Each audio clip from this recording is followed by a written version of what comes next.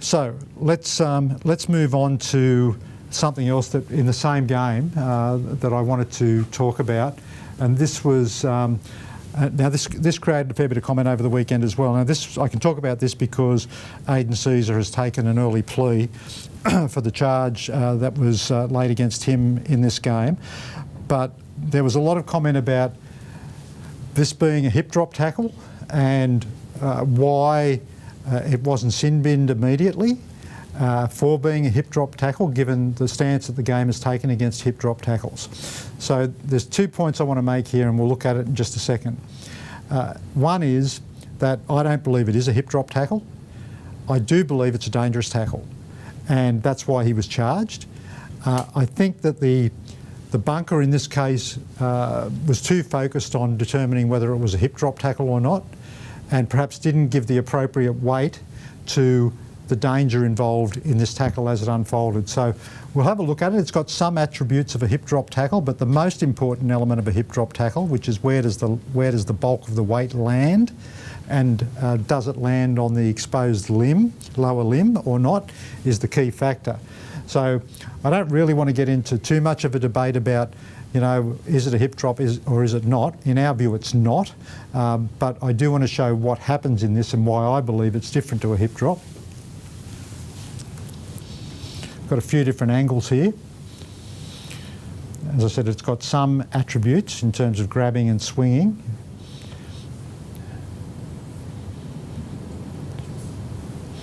Just let these three angles run through first.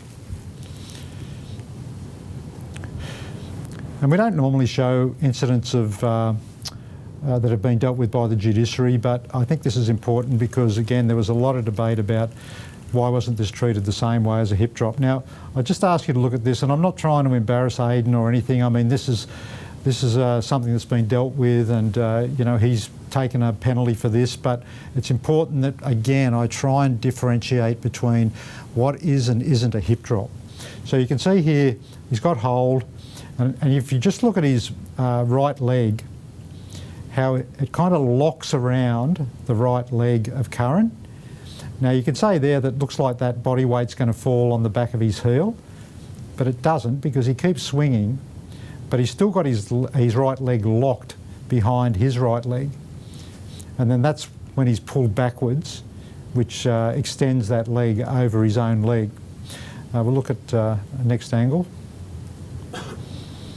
Some of these give a better view of it than others. So again, you don't so much in this view get the impact of the right leg being locked around the right leg, but you'll see here, if you look for the body weight swings, or the bottom of the body here hits the ground there. The body weight doesn't fall directly on the leg, but the legs are still locked up together. So it's the locking of the leg that's the problem in this tackle. It's not the body weight falling directly onto the limb. And again, a different angle, the third angle.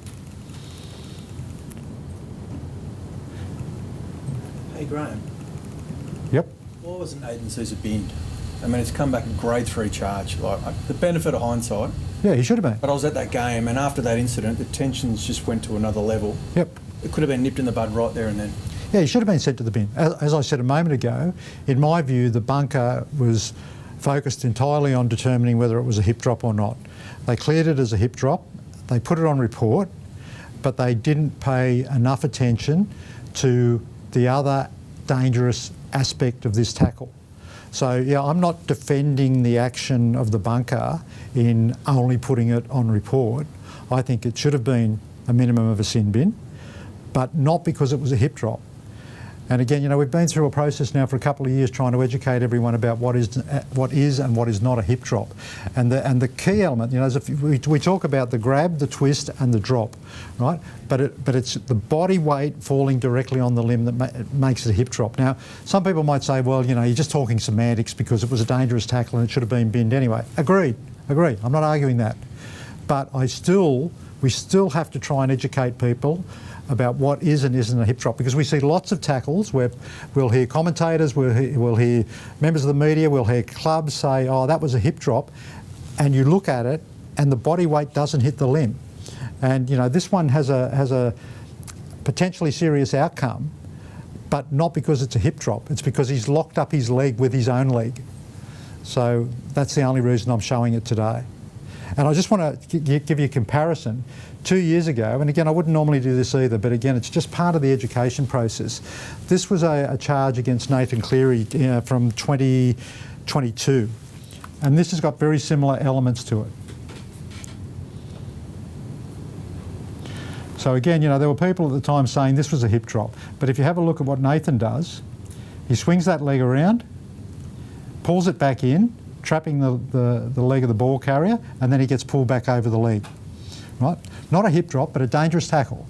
So, should have been a sin bin? Yes. Was it a hip drop? No. Okay. And there's also talk about he got maybe that 4 matches is excessive. Well, a bit of that is due to record.